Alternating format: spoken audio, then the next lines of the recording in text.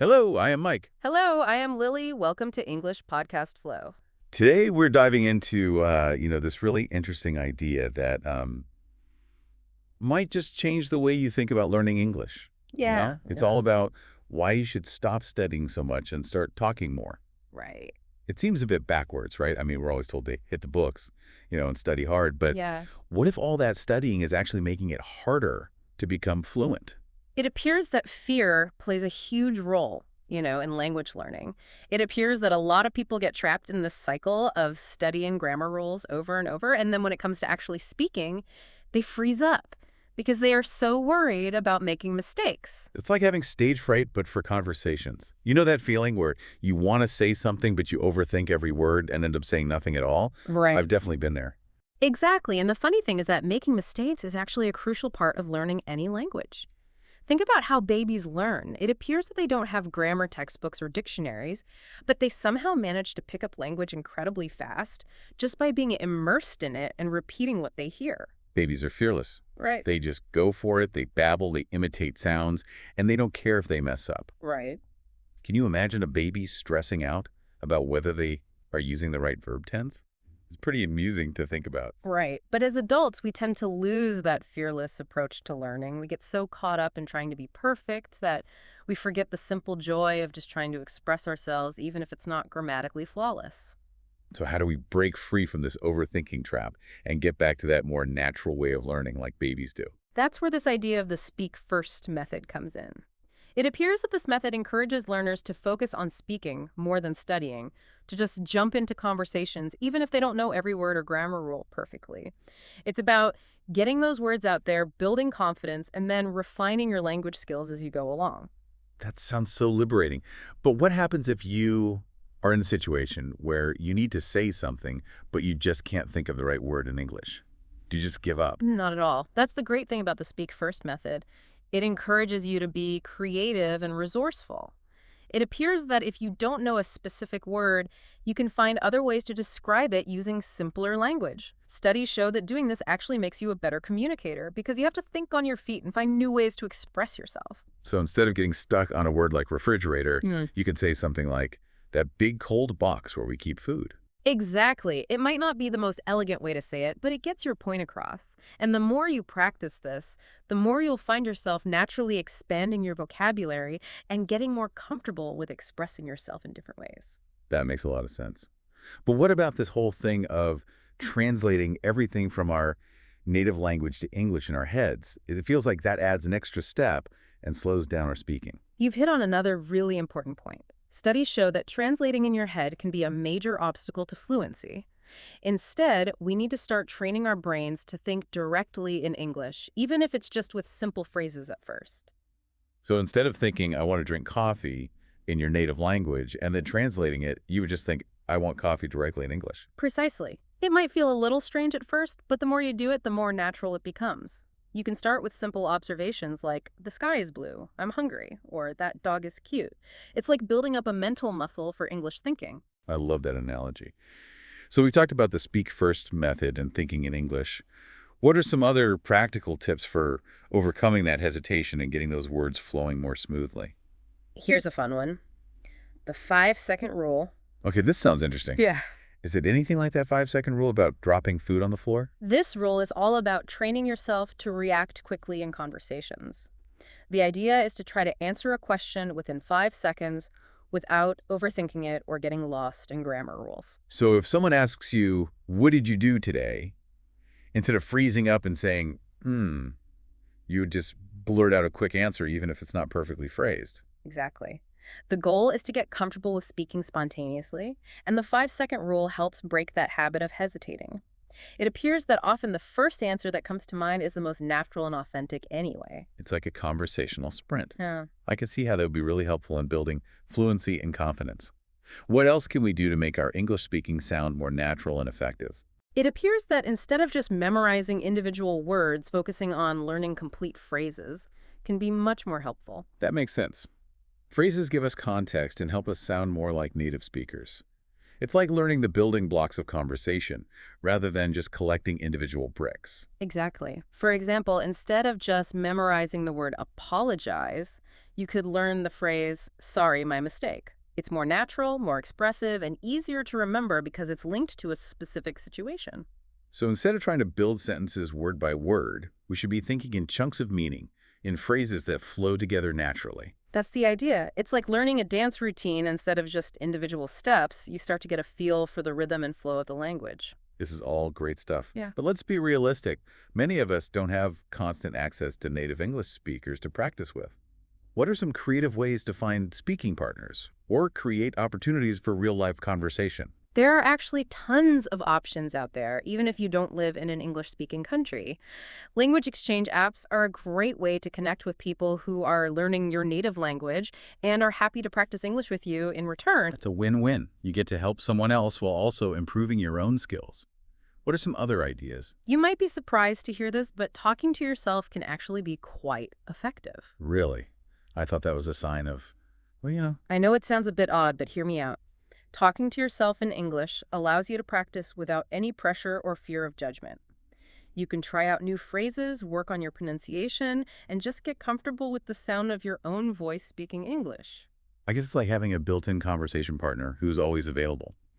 And there's no need to schedule a meeting or worry about awkward silences. Exactly. You can narrate your day, describe what you see around you, you have imaginary conversations, the possibilities are endless, and it really helps build that crucial mental muscle for thinking in English. I love these practical tips. They make learning English feel much more accessible and less daunting. Any final words of wisdom before we move on to our next topic? Yes, I think it's important to remember that language learning should be enjoyable, not a chore. Find ways to make it fun. Watch movies and repeat lines, sing along to English songs, even talk to yourself in the mirror. It all helps. I'm all about making learning fun. It appears that the more we enjoy the process, the more motivated we'll be to stick with it. So let's ditch the fear, embrace the mistakes, and get those English conversations flowing. I couldn't have said it better myself. It's about progress, not perfection. You know, one thing that often gets overlooked is the emotional side of language learning. Oh, absolutely. I think we've all experienced those moments of frustration, self-doubt, and even embarrassment when trying to speak a new language. Exactly. It appears that those negative emotions can really sabotage our progress. If we're constantly worried about making mistakes or sounding foolish, we're less likely to take risks to put ourselves out there and practice. It becomes a self-fulfilling prophecy. We're so afraid of messing up that we avoid speaking altogether, which then prevents us from improving. Precisely. So it's crucial to cultivate a positive mindset, a sense of playfulness and curiosity, even a willingness to laugh at ourselves when we stumble. Remember, Yeah, everyone makes mistakes, even native speakers. It's all part of the learning process. I love that perspective. It takes the pressure off and allows us to enjoy the journey. Instead of beating ourselves up over every little error, we can reframe mistakes as opportunities for growth. Exactly. Mistakes are valuable feedback. They show us where we need to focus our attention and what areas we need to practice more. Embrace them as stepping stones on the path to fluency. Mm. So we've talked about the importance of overcoming fear thinking in English and finding creative ways to practice. But what about those times when we hit a plateau, when it feels like we're not making any progress? Any tips for staying motivated and pushing through those challenging phases? Absolutely. Plateaus are a natural part of any learning journey. The key is to recognize them, not get discouraged, and find ways to reignite your passion for learning. Easier said than done sometimes. What are some practical strategies for breaking through those plateaus? One powerful technique is to set realistic goals and celebrate small victories along the way.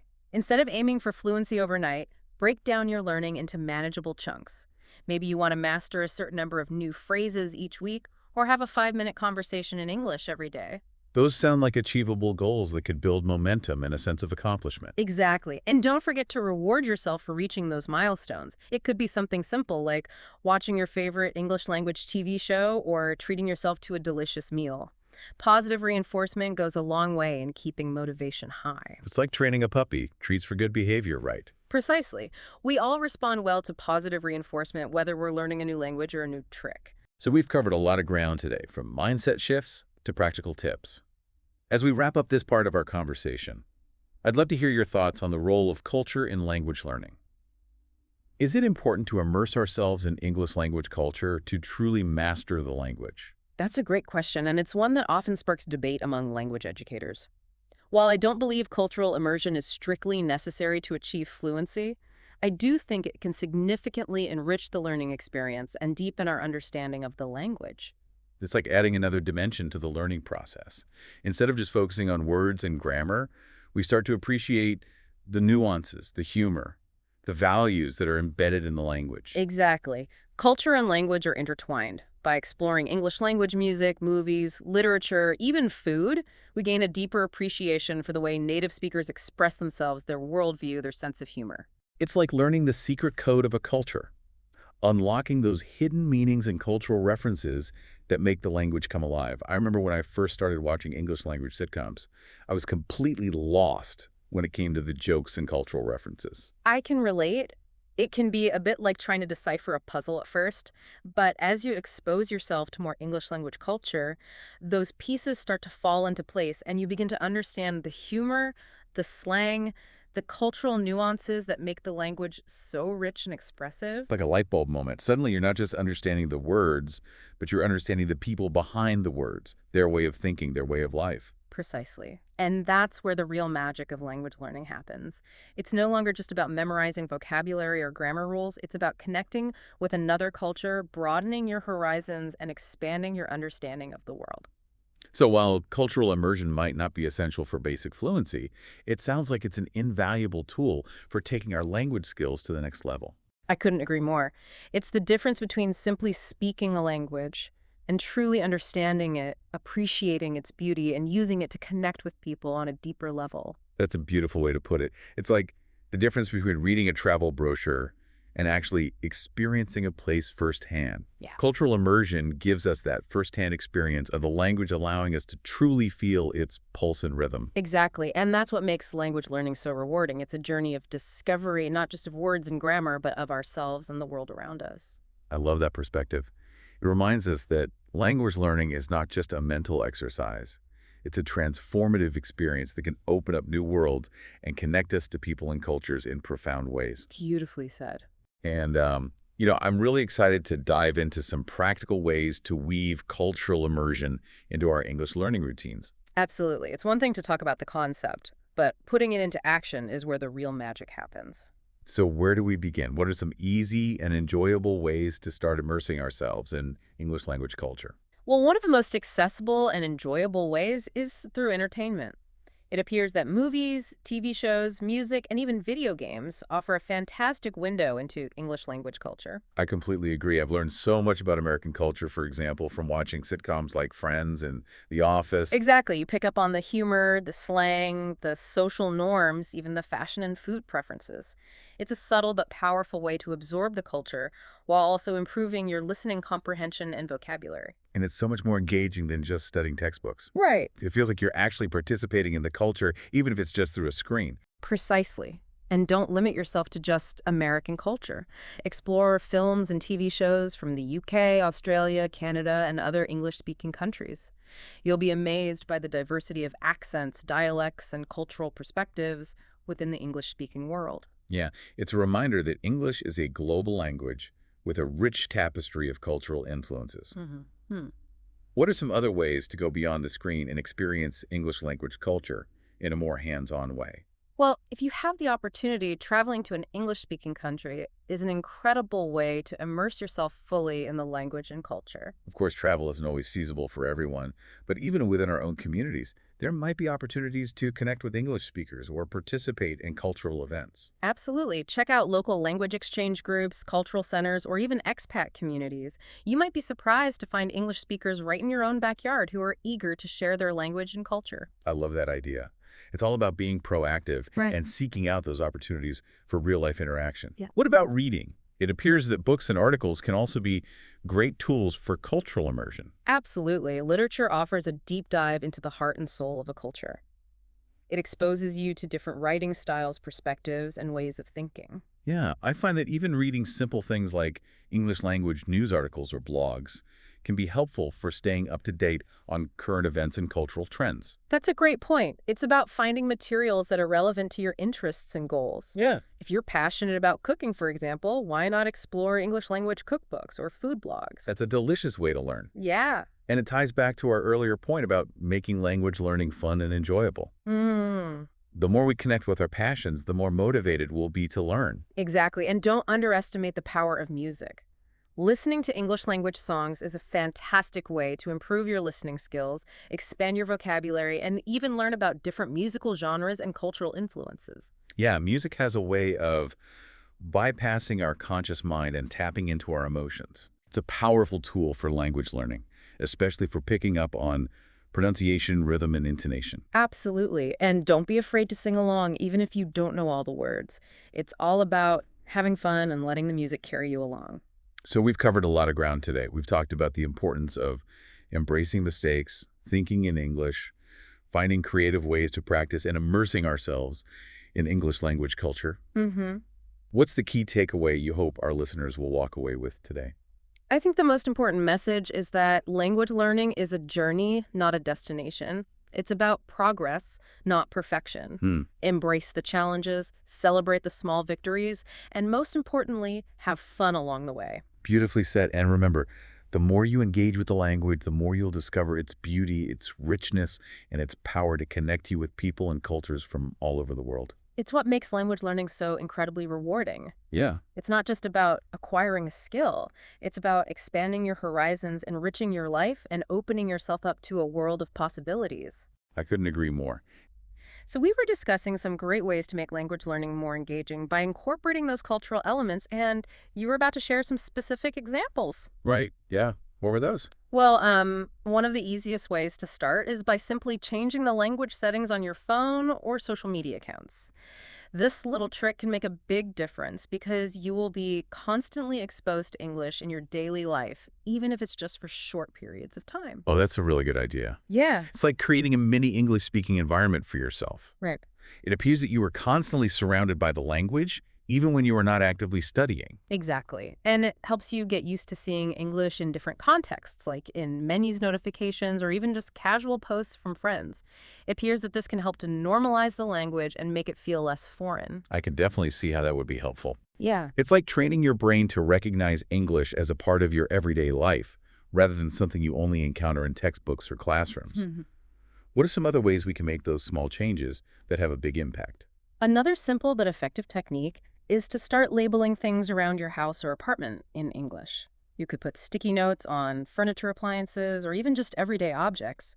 This helps to build your vocabulary in a visual way, and it also serves as a constant reminder to think in English. I love that idea. Yeah. It's like turning your home into giant English vocabulary flashcards. Yeah. It appears that you are learning without even realizing it.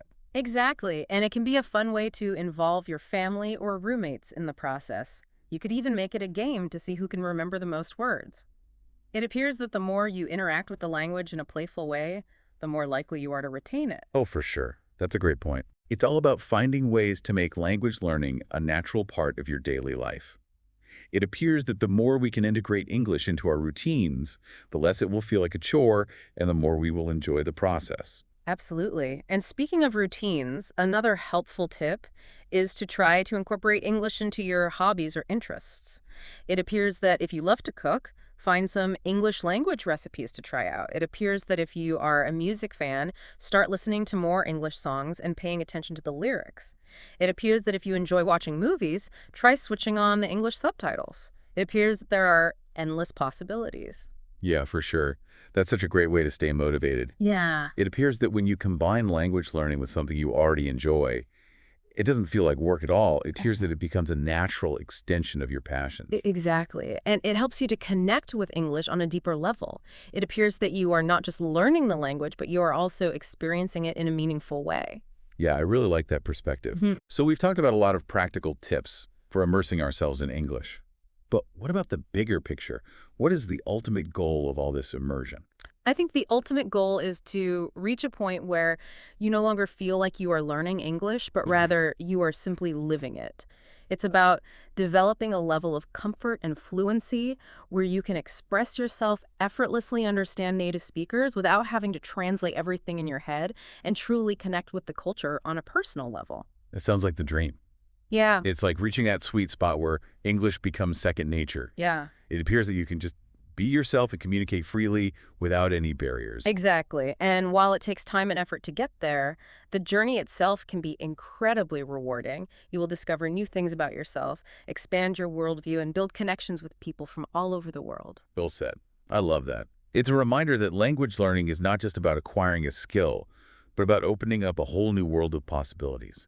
Thank you so much for sharing your insights with us today. It's been a really inspiring conversation. Yeah. It was my pleasure. And remember, the most important thing is to just start speaking. Don't be afraid to make mistakes and have fun with it. The more you practice, the more confident you will become, and the sooner you will be able to experience the joy of truly connecting with the English language and culture. Thanks for having me. That was great advice. And that's it for today's episode, everyone. Until next time, keep practicing, stay curious, and keep those English conversations flowing. If you enjoyed this episode, please like and subscribe. It really helps our channel grow and reach more English learners like you. By subscribing, you'll never miss a new episode, and by liking the video, you're letting us know you want more helpful content. Thank you for your support. It means so much to us.